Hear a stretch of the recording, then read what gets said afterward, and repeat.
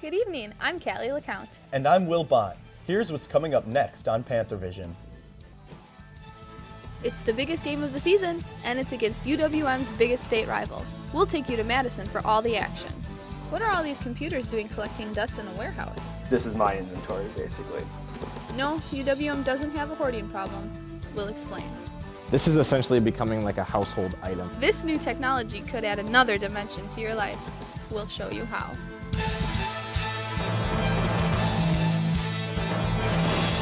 From the University of Wisconsin-Milwaukee, this is UWM Panthervision. A weekly newscast reported, written, and produced by students in the Department of Journalism and Mass Communication.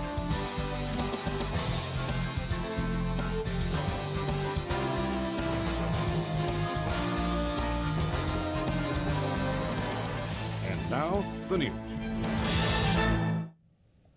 Good evening. UWM is making Horizon League history again. The women's volleyball team won the conference championship game yesterday.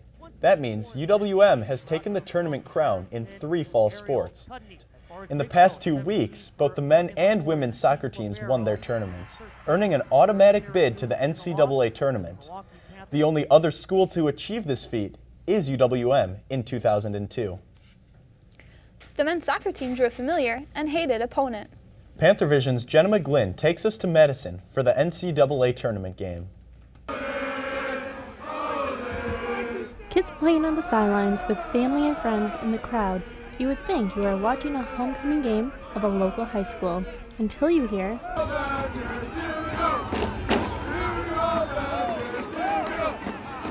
the University of Wisconsin-Madison has seen a rich tradition since being founded in 1848, giving their students and alumni a point of pride. But when does it go too far? Coach Chris Kellerman says they're a complete team. We got to push a little bit more offensively.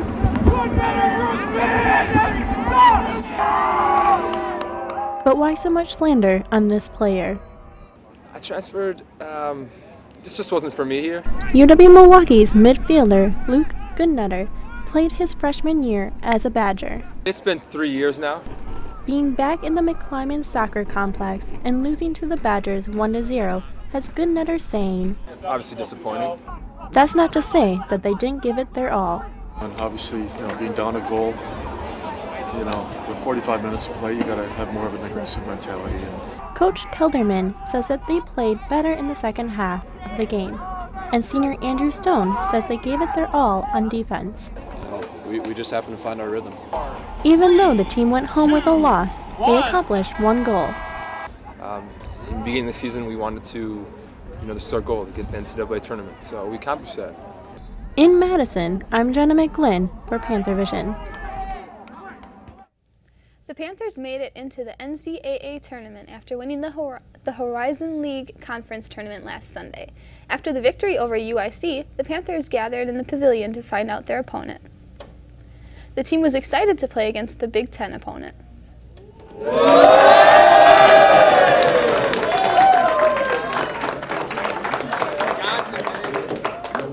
Well, it's exciting. We're playing against a team that, we're fairly familiar with. It's exciting because it's in our home state. The Panthers lose 8 seniors following this season. UWM is not in compliance with the Higher Education Opportunities Act. Among other things, the Act requires universities to make textbook information available to students at the time they register for classes. The first day of spring registration was November 18th, but only 1/3 of course book adoptions were publicly available. The consequences for noncompliance range from a fine to loss of federal funding. The provost is ordering all deans and department chairs to submit a compliance plan by December 6th. A new study shows more than half university faculty and staff are dissatisfied with the amount of training they receive for an active shooter situation.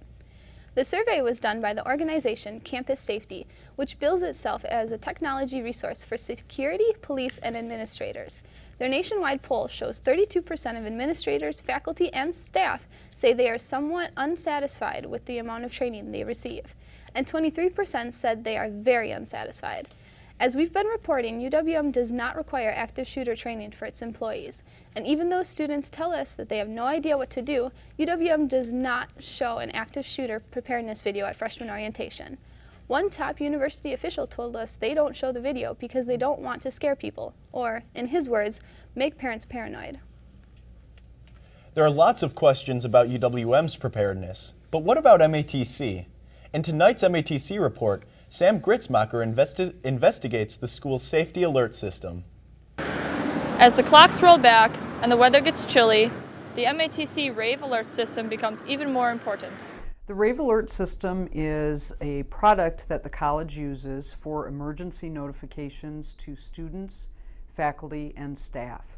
It could be an emergency situation such as the college is closed due to weather, electrical outage, any kind of crisis, and it's used to alert people that there's a situation and to direct them where they can get more. I took a walk around campus and asked some students if they knew what the Rave Alert system was. One student had a general idea. Yes, that's an emergency system. I think they do it for emergency purpose to alert you of weather alerts and things pertaining to the students. Other students had never heard of it. Do you know what the MATC Rave Alert system is? No, I do not. No, I don't. So, how can the students update where the alerts are being sent? There's a text link on the front page of matc.edu. Rave Alert, click on there and you are automatically taken to the login page. You need your MATC login, and then you can enter your information. Again, your MATC email is the default, but you can add a landline, a mobile line, or another email address. Yes, I will be adding another email and a phone number to my email account so I can receive updates. In Milwaukee, for the MATC report, I'm Samantha Gritzmacher. All students and staff are automatically signed up for the alert system. She said it in 1992, but it's now costing her a high-level government position. The New York Times, is reporting that UW-Madison's chancellor was a top candidate to lead President Obama's Council of Economic Advisors in 2011. But once the White House found out Rebecca Blank used the word redistribution in her research on poverty and economics, she didn't get the nomination. The newspaper reports that with the Affordable Health Care Act under fire, the word redistribution is considered toxic. The UW system has $142 million with no documented plans for spending it. The money is part of the $1 billion surplus that set off a firestorm in the Capitol. When the surplus was revealed last spring, some legislators were furious that the system had raised tuition and asked for more state funding. Lawmakers responded with a 2-year freeze on the tax support and tuition. UW-Madison has the majority of money with no spending plan. UWM claims it does not hold any money in surplus. UWM does have a different kind of surplus, though. And it may rival eBay. Panthervision's Mike Piccaro tells us about UWM's online auction room. What happens when couches, computers, and weight machines leave UWM's campus? This is my inventory, basically. So I manage everything that comes in here. Out with the old and in with the new is something Jeremy Sabrin knows all too well. As soon as something old is way outdated, then it starts to come here. In order to keep campus halls clear for students and workers, old items are transported 10 minutes, but a world away, to Sabrin's care at the UWM Services and Research Building. Bicycles, riot helmets, filing cabinets, and scoreboards are all things you can find under Sabrin's care. While some may see it as junk, Sabrin sees it as opportunity. It's a bidding process like eBay. UWM teams up with UW-Madison to sell old items through their online public swap auction. The auctions go for about 2 weeks, and I've had things sell from anywhere from $5 to, I think we just sold some recording equipment for like $3,000 on there. 10% of the profit goes to Madison, while the rest goes to Sabrin's department. So it's all going to a good cause within the campus. It's not like, you know, we're having parties back here with it or anything. So. Nope, no parties are going on here with CPR mannequins. We just put it up as a warning. You know? But in the meantime, Sabrin enjoys the company of products from the past. I know where the stuff is. Like, it might not be in a good spot, but I know where it is. In Milwaukee, I'm Mike Picaro for Panthervision. You can see what the surplus store has to offer by doing a web search for the word swap online auction. And coming up after the break, Money, money, money. It's a rich man's world. We'll tell you what's happening to tuition costs. And the days may be getting shorter, but so is the countdown to graduation. All that and more when we return. Should this warning because radon can cause lung cancer. Radon is an invisible radioactive gas that seeps inside your home from underground. Protect your family. Have your home tested. Call 1-800-SOS-RADON. Radon problems can be fixed.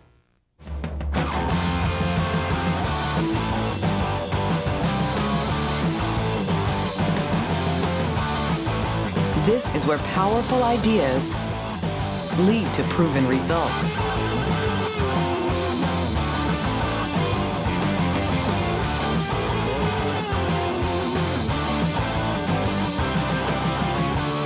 This is where you belong.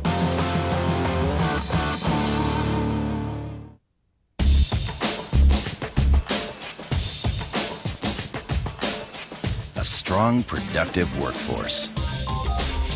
Building one requires proper education and training, not just for today, but for tomorrow. That's why for the last 100 years, thousands of successful workers wearing hats like these began their careers with this one hat.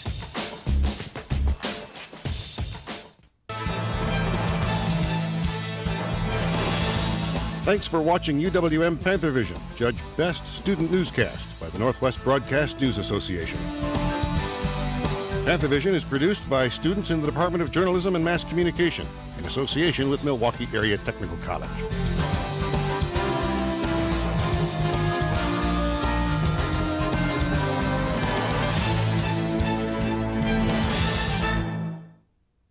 How much is the price of an education? This year, the United States will make $51 million in interest from student loans. But in tonight's MATC report, Tim Straszewski found out that financial relief is on its way. The majority of students utilize federal and private loans to make a lasting investment for their future. These loans not only come at a high cost to the borrower, but at an extreme economic cost as well.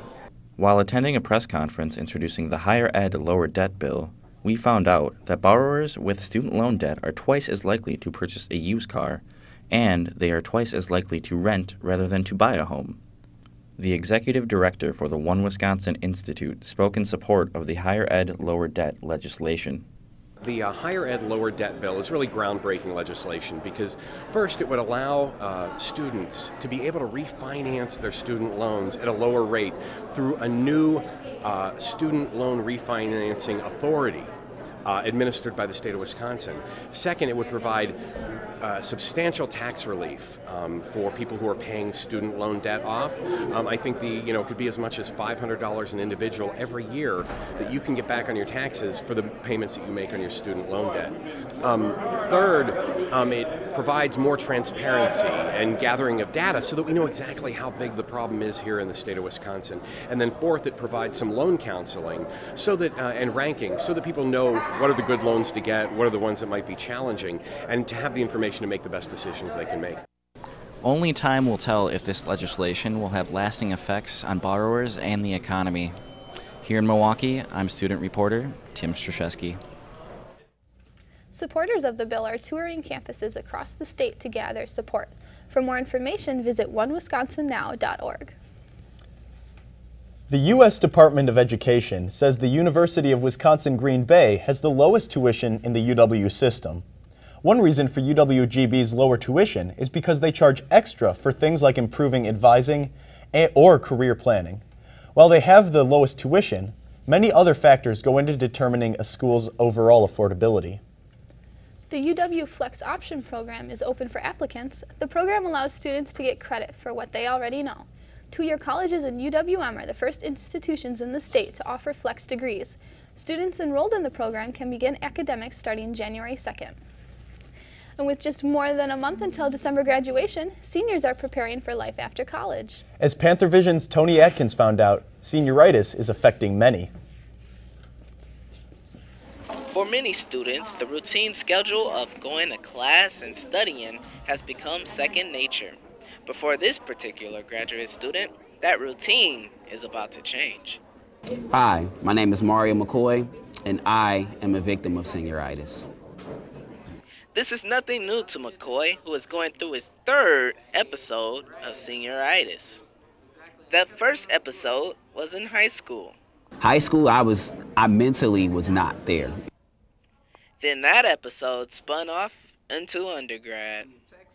As a undergraduate student, I balanced a lot of different activities, being a part of different organizations. While McCoy is weeks away from earning his master's degree at UWM, the month of November has gotten no easier for him. Every November is always a challenging month for every student, whether you're undergrad or grad, because you got midterms, preparation for finals, a couple assignments in between. Like, that's really like the bread and butter of what you're going to get in your particular class. Even with that, the experienced senior has one remedy for senioritis. Proper preparation prevents poor performance. People like Sherry Finnick, a career counselor at UWM's Career Center, helps students like McCoy prepare for life at their college. Because some of them seem to be ready to commit everything to getting the job search done, and then I worry a little bit about how that last semester stuff is going to go. As for McCoy, he is finishing strong, but the end is drawing near. I'd probably say maybe in about a week or two it might click. So. And what's the first thing on McCoy's postgraduate agenda? I want some NYPD pizza and a vacation. So that's really going to be it for me. In Milwaukee, I'm Tony Atkins, UWM Panthervision. UWM's commencement ceremony will take place at the U.S. Cellular Arena on December 15th. James Ashcroft, number 3 from the men's soccer team, joins us with the weather. Congratulations on a great career, James. I was at the game last week, and it was a bit chilly. Thanks, Callie. Yeah, it was a cold week for sure, but you know, these pilgrims of Thanksgiving, they've only brought more cold weather across. As we look forward to the week, we can expect to see a lot of snow in the early days, but don't worry, there will be some sun on Wednesday and Thursday, but snow will return on the weekend. As we look outside right now, we can see temperatures 25. It's partly cloudy in areas with a light bit of snow blowing across.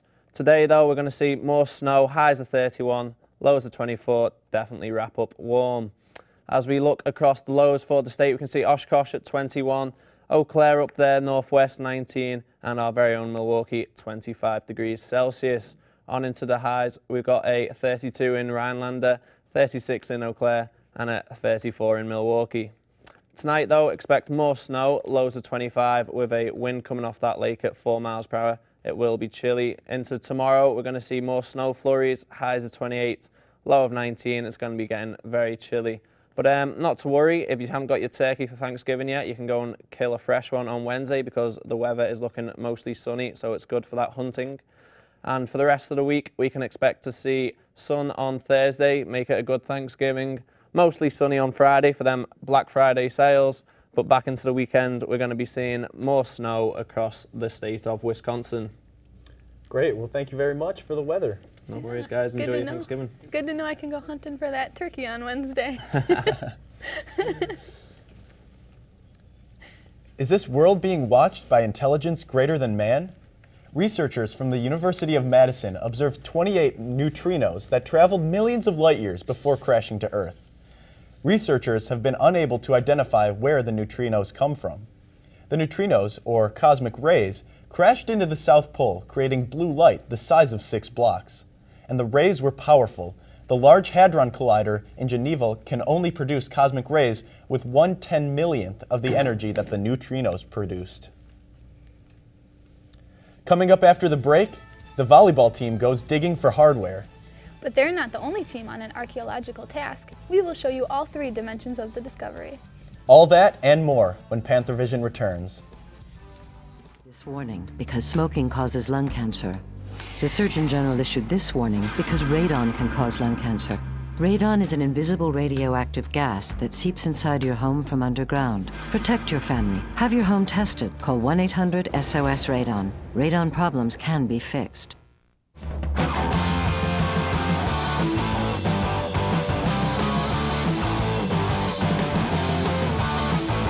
This is where powerful ideas lead to proven results.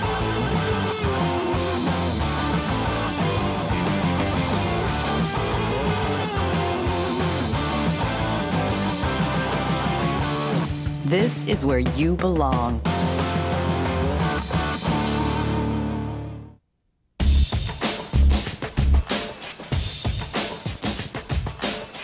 A strong, productive workforce. Building one requires proper education and training, not just for today, but for tomorrow.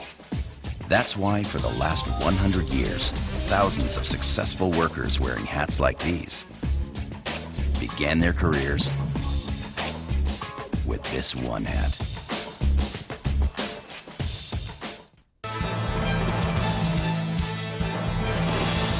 Thanks for watching UWM Panthervision, judged Best Student Newscast by the Northwest Broadcast News Association. Panthervision is produced by students in the Department of Journalism and Mass Communication in association with Milwaukee Area Technical College.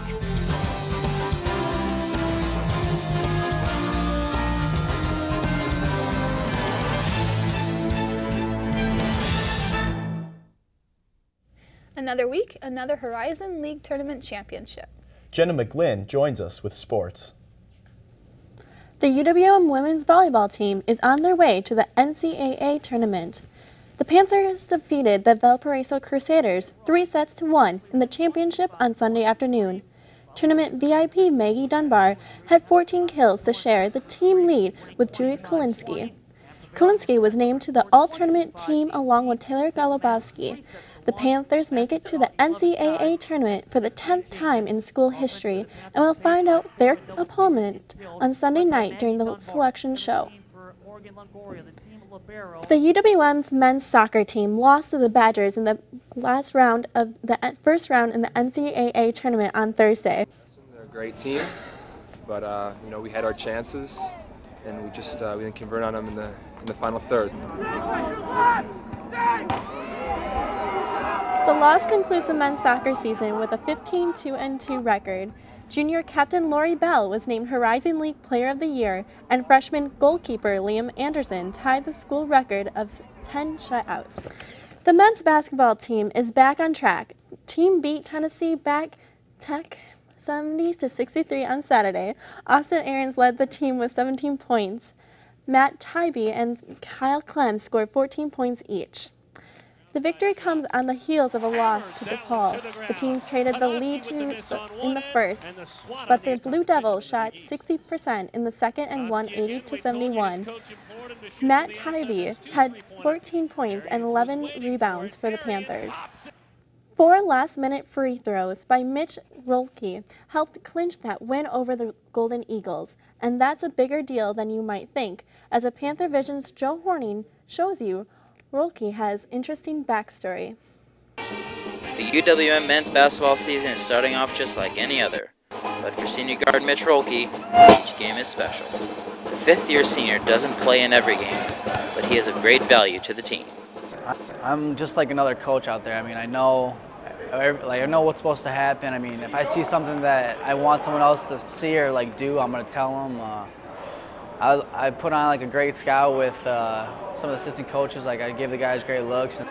Unlike some of his highly recruited teammates, Rolke took an unusual route to the team. Didn't really think about playing basketball in college. I got offers from some small schools around the state, but didn't really want to go to a small city. Ended up going to UWM, got the manager gig. After working hard performing odd jobs such as driving the team van and assisting players after practice, Rolke went from manager to player. Worked out every day, and in the spring did all the workouts and wasn't guaranteed anything, but they gave me a jersey right before my sophomore year. Even his first game action as a Panther did not startle him. I got a little nervous, but I just got in my zone. I mean, I just got out there, knew what I had to do, just run the offense, facilitate, and then if I get open, I'm going to shoot the ball. Although he averages only 4 minutes per game, Rolke cherishes the opportunity given to him. I mean, it's just a great opportunity, man. I got to play with a lot of good people. I mean, the coaches have been great for giving me the opportunity. He may be graduating this spring, but Mitch Rolke's passion for basketball will not fade away. I'll be in the pavilion. I'm not going anywhere. I'll be in Milwaukee. In Milwaukee, I'm Joe Horning for Panthervision. The team's record is 5-2. The women's basketball team is now in the win column. The team won their first game of the season Saturday, beating North Dakota State 76-64. Junior Ashley Green had the 5th double-double of her career, scoring 21 points and 11 rebounds. Sophomore Ivana Young scored 22 points and had 9 rebounds. The team heads to New Mexico, face-off against the Lobos this week. That's it for sports. Back to you, Will and Callie. Your printer might be able to print in color, or scan, or fax. But that's so last week. Kevin Grenke tells us about a story that has more than just 2 dimensions.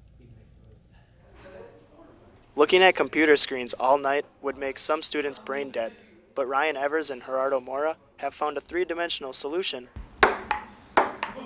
where they can bounce ideas off of each other when they hit a wall. It just wakes you up, gets your mind moving again, maybe off the project and that kind of thing. But a new luxury available only to architecture students helps their models take form. It's kind of like an archaeological dig. You know, it'll layer and layer and layer all the starch on top of each other, and then you have to literally go into a big bin of starch and kind of dig out your dinosaur fossil.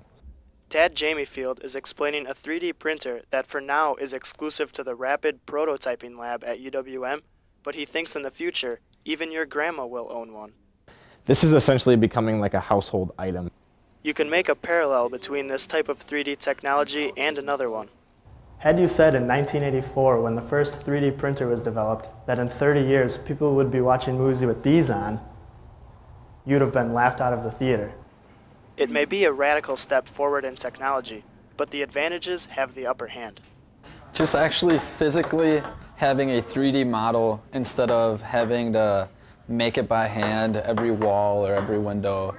The benefits of 3D printing aren't limited to just one area. So it's pretty applicable to a lot of different fields, not just the design field, but you know, the medical field or the industrial field. Architects just happen to stumble upon them, and like we can make awesome stuff with it.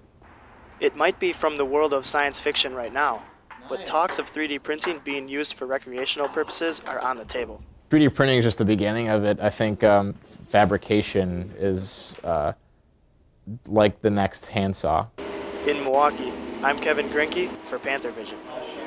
UWM's architecture program isn't the only place where 3D printing is part of student life. Some universities have made 3D printers available in campus libraries. James Ashcroft joins us again for another look at our Thanksgiving weather. So what are we dealing with here? It's pretty snowy outside right now. It is. It's a strange one, you know. I mean, I don't remember them personally, but when the Pilgrims first came across on that sunny ship from Boston, they brought the sun. Ironically, it's snowing right now, but we will see the sun again on Wednesday. So for the big hunters in the state, you know, you can get out there, you can find a turkey, and hopefully bring them home for a nice big dinner at the end of the day. Is the soccer season done, or are you guys going to practice more in the cold? No, luckily, or unfortunately rather, it's over for us now, so we get to put our feet up and get fat on some turkey, mashed potatoes, and whatever else you want to eat with your turkey. Great. Thank you very much, James. Thanks, Will. And thank you for tuning in for tonight's edition of Panthervision. You can watch us on Time Warner, Channel 14, and AT&T UVerse, Channel 99 at 5 o'clock on Wednesdays and Fridays. Have a great week.